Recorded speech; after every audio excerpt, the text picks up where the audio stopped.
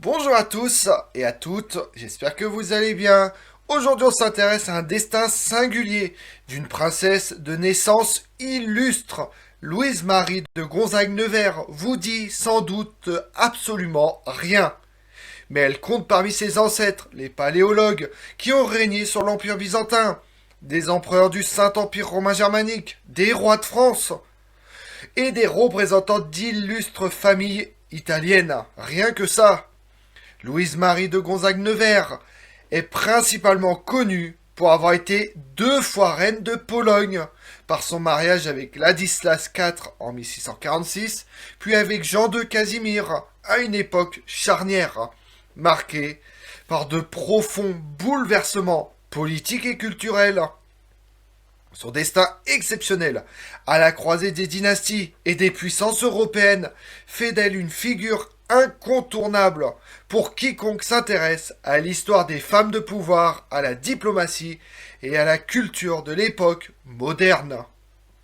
Par son action, son influence et son engagement, Louise-Marie de Gonzague-Nevers a contribué à façonner le visage politique et culturel de la Pologne, tout en tissant des liens étroits avec les grandes monarchies européennes et plus particulièrement le Royaume de France de Louis XIV. Vous voulez en savoir plus sur Louise-Marie de Gonzague-Nevers? Venez avec moi. Louise-Marie de Gonzague-Nevers naît le 18 août 1611 à Paris, dans une famille prestigieuse. Elle est la fille de Charles Ier de Gonzague, duc de Nevers et de Mantoue, et de Catherine de Lorraine de Guise. Parmi ses ancêtres, on peut citer les fameux paléologues qui ont régné sur l'Empire byzantin, des empereurs allemands, des rois de France et des représentants d'illustres familles italiennes. Elle est élevée dans un environnement imprégné d'humanisme et de savoir-faire. Elle bénéficie d'une éducation très soignée, typique des grandes maisons aristocratiques de l'époque. Sa jeunesse est marquée par les tourments politiques de la France et de l'Italie, alors que la guerre de 30 ans bouleverse les équilibres européens. Dès son plus jeune âge, elle est initiée aux arts, à la littérature et aux subtilités de la diplomatie, ce qui lui confère un bagage exceptionnel pour une femme de son temps. La famille Gonzague, d'origine italienne mais solidement implantée en France, joue un rôle de premier plan dans la diplomatie européenne. Les alliances matrimoniales sont alors un instrument stratégique, et Louise-Marie de Gonzague n'échappe pas à cette logique. Elle est promise à plusieurs reprises à des partis de très haut rang, ce qui témoigne de la reconnaissance de sa valeur dynastique.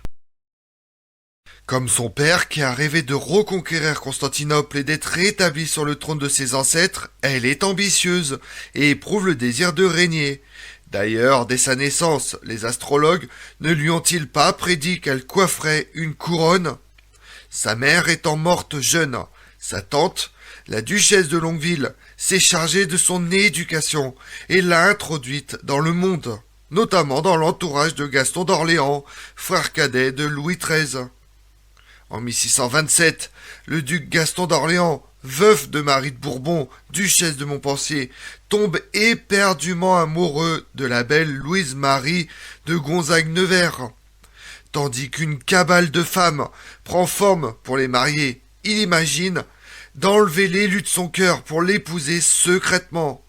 Mais la reine-mère, Marie de Médicis, s'oppose à cette union par tous les moyens. D'abord, en emprisonnant la jeune fille et sa protectrice au donjon de Vincennes, puis, après la mort de la duchesse de Longueville en 1629, en faisant enfermer Louise-Marie dans un couvent pendant plus de 3 ans. Alors qu'elle s'est retirée à Nevers, Louise-Marie est pressentie par le cardinal de Richelieu pour devenir l'épouse du prince Ladislas de Pologne. Mais le futur roi Ladislas IV, Vasa, lui préfère Cécile René de Habsbourg, archiduchesse d'Autriche. La candidate, évincée, doit se contenter de gouverner ses domaines du Nivernais, hérités de son père. En 1637, elle fait son retour dans le monde. Henri de Coiffier de Russier d'Effiac, marquis de Saint-Marc, favori de Louis XIII, est subjugué par sa beauté et sa personnalité. Une passion partagée entraîne les amants à conspirer contre le cardinal de Richelieu. Cependant, après l'exécution de Saint-Marc en septembre 1642, Louise-Marie de Gonzague-Nevers doit de nouveau se réfugier à Nevers. Ce n'est qu'en 1645, alors qu'elle a déjà passé la trentaine, que son destin va enfin répondre à ses ambitions. Cette année-là, Ladislas IV de Pologne, veuf, envisage de se remarier. À Varsovie, on se souvient encore de Louise-Marie de Gonzague-Nevers, qui avait fait forte impression sur l'ambassadeur de Pologne en France. Le roi est cultivé, amateur de science également, ce qui décide Louise-Marie à accepter le mariage, bien que son futur époux soit de quelque 17 ans son aîné, en très forte mauvaise santé et surtout quasi impotent. Le mariage par procuration est célébré à Paris au Palais Royal le 6 novembre 1645.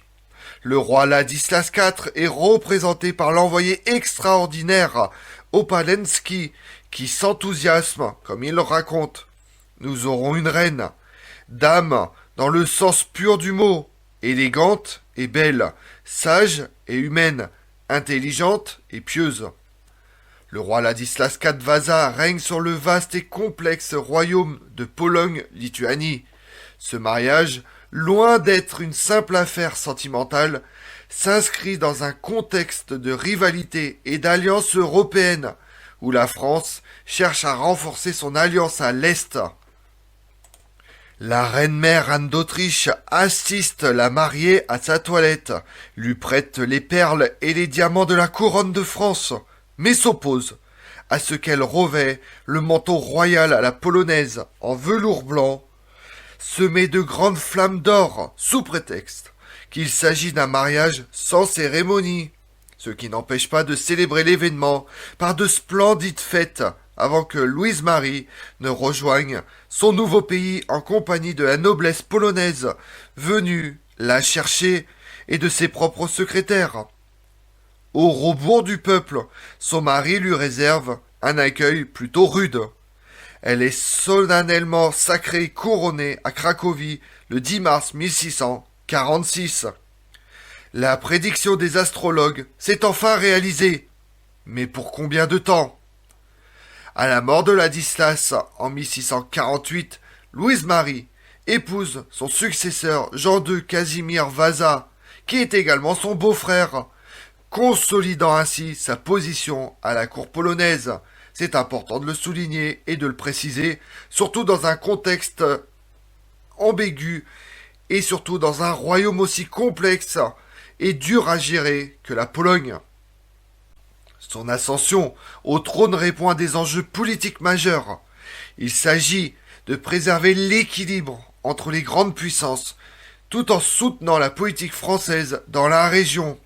La reine, par sa double union avec deux rois successifs, devient une figure centrale de la dynastie Vasa et un acteur clé des relations entre la France, la Pologne et les autres États européens. Le nouveau roi de Pologne, après une brillante carrière dans l'armée, décide en 1643 de rejoindre l'ordre des Jésuites, sans prononcer de vœux religieux. Il sera nommé cardinal par le pape Innocent X en 1646, soit 2 ans avant sa montée sur le trône. Cependant, vous voyez le problème, un roi jésuite ne peut pas se marier et encore moins avoir de descendance. Ce qui n'est pas choquant pour un jésuite, mais un peu plus embêtant pour un roi. Après, ce n'est pas si choquant que ça, même si rare de voir un ecclésiastique monter sur le trône. On peut penser, et bien sûr tout de suite on vient à l'idée, l'exemple du cardinal roi Don Henrique de Avise, roi de Portugal, mais également cardinal dans les années troubles de 1578-1580. Mais contrairement à ce dernier, le roi Casimir Vasa parvient à se faire relever de ses vœux par le pape, qui accepte de retirer les vœux et accorde les dispenses nécessaires pour qu'il puisse épouser Louise-Marie, laquelle conserve ainsi sa couronne. Tout le monde est content. De fait, c'est elle qui gouvernera le royaume, fera front à la guerre et aux révoltes, car son nouvel époux manque singulièrement de fermeté et de caractère. Et lorsqu'elle meurt d'apoplexie le 10 mai 1667, Jean II Casimir Vasa préfère abdiquer l'année suivante découragé et se retira en France où, je vous laisse deviner, il retournera à sa vie monastique. Louise-Marie de Gonzague-Nevers s'impose rapidement comme une souveraine active et engagée. Elle joue un rôle déterminant dans la vie politique du royaume de Pologne, se montrant particulièrement habile dans l'art du conseil et de la négociation. La reine s'investit dans le mécénat, encourageant les arts, la littérature, les sciences à la cour de Varsovie. Elle favorise l'introduction de modes et de pratiques culturelles françaises, contribuant ainsi à la modernisation des élites polonaises. Sur le plan politique, Louise-Marie de Gonzague-Nevers est une alliée précieuse pour son mari Jean II Casimir. Elle soutient ses réformes, participe à la gestion des crises, notamment lors des rébellions et des guerres qui secouent la Pologne au milieu du XVIIe siècle. Sa correspondance et ses interventions diplomatiques témoignent d'une grande intelligence politique et d'une capacité à anticiper les mouvements du jeu international. Le règne de Louise-Marie de Gonzague-Nevers s'inscrit dans un contexte européen particulièrement instable, marqué par la fin de la guerre de 30 ans, la montée en puissance de la France de Louis XIV. La reine s'efforce de maintenir un équilibre entre les puissances voisines, multipliant les initiatives diplomatiques pour préserver l'indépendance et l'intégrité du royaume polonais. Grâce à ses réseaux familiaux et à sa connaissance des cours européennes, elle agit en faveur d'alliances stratégiques, notamment avec la France, mais aussi avec la Suède et les Habsbourg. Sa diplomatie contribue à limiter l'influence des adversaires traditionnels de la Pologne, tout en renforçant la position du royaume sur l'échiquier européen.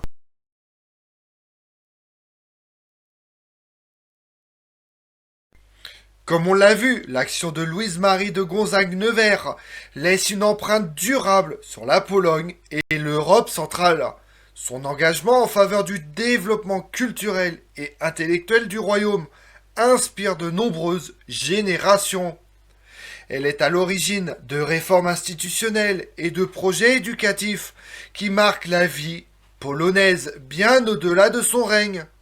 Sa mémoire demeure vivace, tant dans l'historiographie polonaise que dans la tradition française. Figure de la femme de pouvoir éclairée, Louise-Marie de Gonzague-Nevers incarne la capacité des reines à influencer la politique, la culture et l'histoire des nations. Son parcours illustre la complexité des dynamiques européennes du XVIIe siècle et la place essentielle des femmes dans la diplomatie de l'époque. Je vous remercie d'avoir suivi cette vidéo en ma compagnie. Si vous voulez connaître mes autres vidéos, retrouvez-moi sur ma chaîne YouTube Tout sur l'Histoire avec Damien, mais également sur les réseaux sociaux Twitter et Instagram Histoire Damien. Et pensez à liker, commenter et vous abonner. Je vous remercie à tous.